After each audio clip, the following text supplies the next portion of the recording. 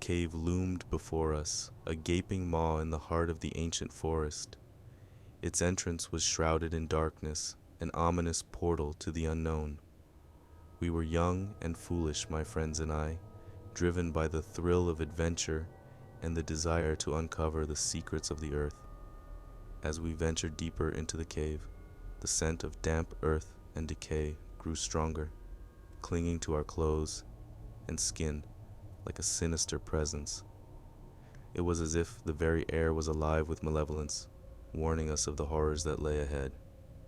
The beam of our flashlights cut through the darkness, revealing twisted rock formations that seemed to reach out for us like gnarled fingers. The cave seemed to breathe, the walls pulsating with an otherworldly energy that sent shivers down our spines. We pressed on, the narrow passages winding deeper into the bowels of the earth. The air grew colder, and a sense of unease settled over us like a heavy fog. But we were determined to uncover the cave's secrets, no matter the cost. It was then that we stumbled upon it. A chamber hidden deep within the cave, its walls adorned with ancient cryptic symbols. The air was heavy with the scent of something otherworldly, a foul, acrid odor that sent bile rising in our throats. In the center of the chamber lay a stone altar, its surface stained with what appeared to be dried blood. It was an eerie sight, one that sent a shiver down my spine. But it was what lay atop the altar that filled me with dread, a relic of unimaginable malevolence.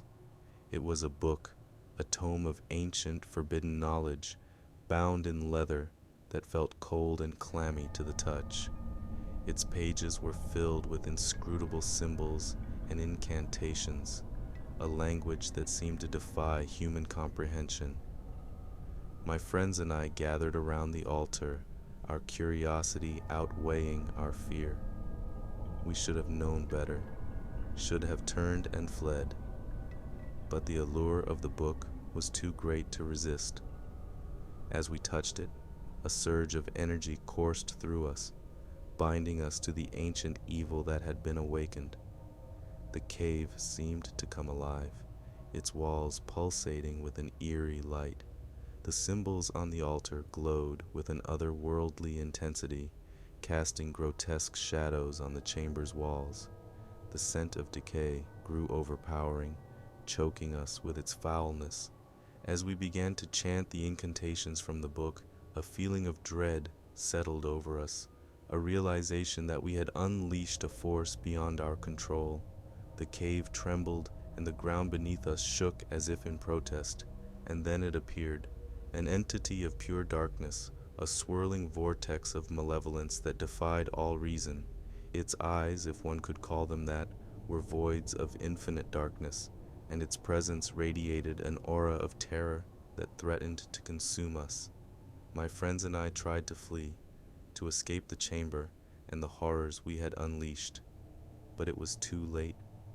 The entity's power was absolute, its grip on us unbreakable. It tore through our souls, consuming our very essence, and we were left as empty husks, our minds forever trapped in a nightmarish void. As the darkness closed in around us, I could feel the malevolent entity's presence seeping into my very being. I was one with the ancient evil, condemned to exist in a realm of eternal suffering and despair. The scent of decay and despair became my only reality, a constant reminder of the horrors we had unleashed. The cave had become our prison, and the entity our eternal tormentor. And so, my friends and I remain trapped in the darkness, our souls forever bound to the ancient evil we awakened. We are condemned to exist as mere shadows of our former selves, forever tormented by the malevolent entity that dwells within the cave's depths. The chamber has become our eternal torment, a place of unimaginable suffering and despair. The walls pulse with an otherworldly energy, and the symbols on the altar glow with a malevolent light. The scent of decay hangs heavy in the air, a sickening reminder of the horrors we brought into the world. We are trapped in a never-ending nightmare, a fate worse than death. And as we languish in the darkness, we can only hope that someday, somehow, our torment will come to an end, and the ancient evil will be sealed away once more. The forest had always been a place of legends, whispered tales of lost souls and vanished wanderers. They said the trees were cursed, that they hungered for the flesh of the lost. It was a story I'd heard countless times, a story that filled me with unease as I ventured deeper into the woods. The scent of damp earth and decaying leaves hung heavy in the air, a reminder that nature ruled here with an iron fist. The foliage was dense, casting long, sinister shadows that seemed to reach out for me like gnarled fingers. The silence was oppressive, broken only by the occasional rustle of unseen creatures in the underbrush. I was no stranger to the woods, having explored them many times before. But today, something felt different.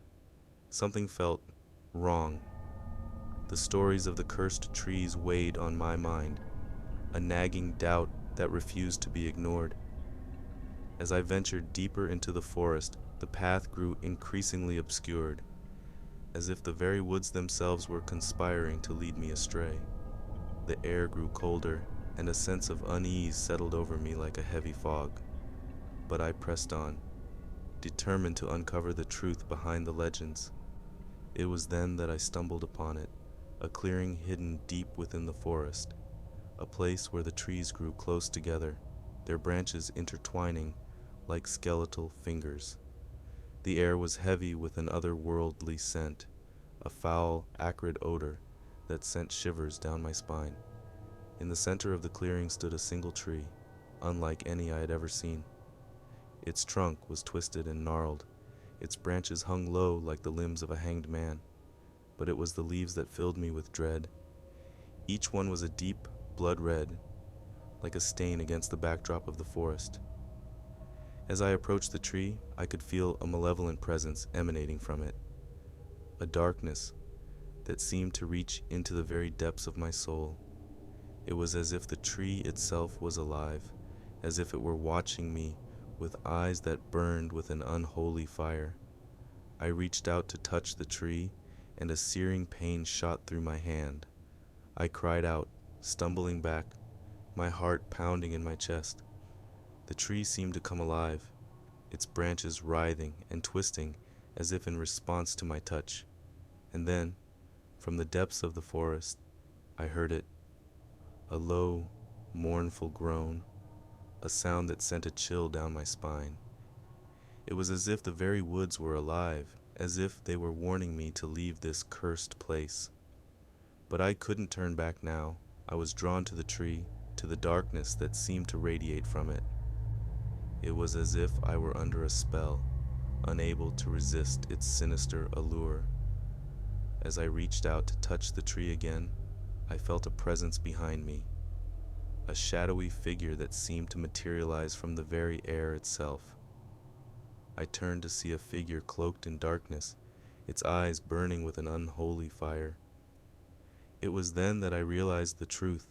The legends were real, the trees were cursed, and I was in grave danger.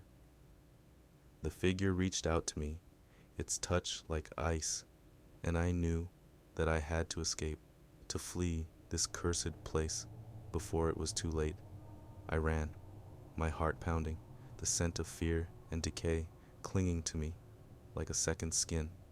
The forest seemed to close in around me, the trees reaching out for me like twisted skeletal hands.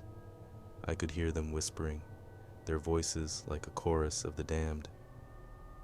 I stumbled through the underbrush, the shadows closing in, the malevolent presence pursuing me relentlessly. I knew that I was no match for the darkness that dwelled within the forest, that I was just another lost soul to be consumed by the cursed trees. But somehow, by some miracle, I managed to find my way out of the forest, to escape the clutches of the malevolent entity that dwelled within. The scent of damp earth and decaying leaves gave way to the fresh, clean air of the outside world, and I knew that I had made it out alive. As I stood on the edge of the forest, I could still feel the darkness watching me, the malevolent presence lingering in the air. The legends were true, the trees were cursed, and I had come perilously close to becoming one of the lost souls that haunted this forsaken place. The scent of fear and decay still clung to me, a reminder of the horrors I had witnessed. I knew that I could never truly escape the forest, that its malevolent presence would always be a part of me, a shadow that would follow me wherever I went. And as I walked away from the cursed grove, I couldn't help but wonder how many others had ventured into the woods, how many had been consumed by the darkness that dwelled within. The legends would live on, a cautionary tale for those who dared to enter the cursed forest, a place where the trees hungered for the flesh of the lost.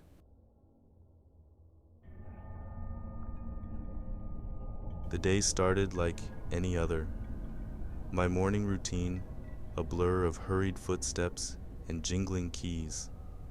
I was running late for work, the constant pressure of deadlines and expectations looming over me. Little did I know, it would be a day I would never forget. I entered the lobby of my office building, the sterile smell of polished floors and coffee lingering in the air.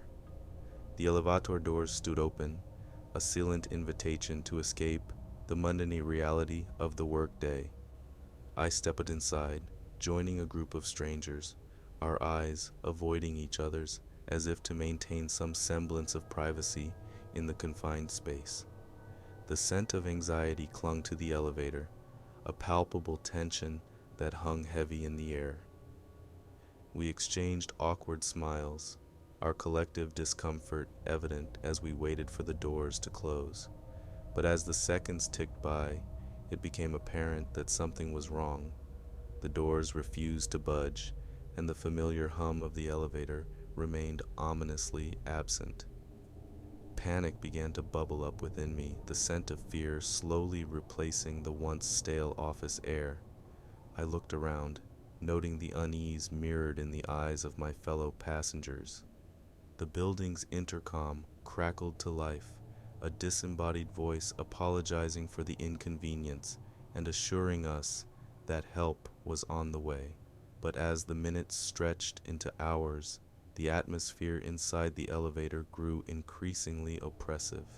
The scent of anxiety was soon accompanied by something more sinister, a foul odor, a stench of decay that clawed at my nostrils. I exchanged nervous glances with the others, but none of us dared to speak. It was as if the very air had soured, as if the elevator had become a chamber of horrors. As time passed, a sense of unease settled over us, a realization that we were trapped in this metal box with no way out. The intercom remained silent, the voice on the other end either unable or unwilling to provide answers. Panic turned to dread, and dread to despair. It was then that the lights flickered, plunging us into darkness. The sudden blackness was suffocating, and the scent of fear intensified, a noxious cloud that seemed to envelop us. I could hear the shuffling of feet, the uneasy whispers of my fellow passengers, and then a presence, something malevolent, something that should not have been there. It was as if the darkness itself had taken form, a shadowy figure that moved among us, its breath hot and fetid against my neck. I could feel its gaze upon me, a burning, malevolent stare that sent shivers down my spine. I tried to speak, to ask if anyone else felt it, but my voice caught in my throat.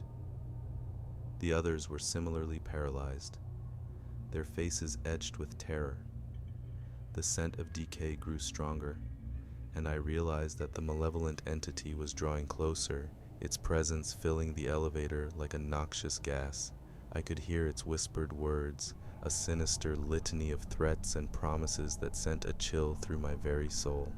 It was then that the lights flickered back to life, and the malevolent entity vanished as quickly as it had appeared. We were left in stunned silence, our minds struggling to comprehend the horrors we had just experienced. The elevator doors finally opened, revealing a scene of chaos and confusion.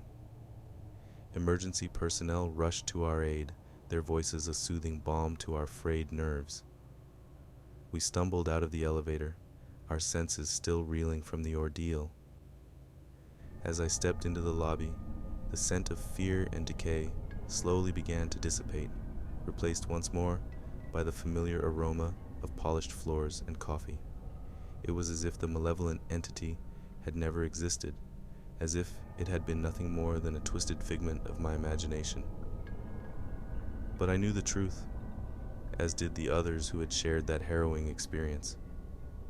We had come face to face with something malevolent, something that defied explanation. And as I walked away from the elevator, I couldn't help but wonder if it was still lurking in the shadows, waiting for its next unsuspecting victim.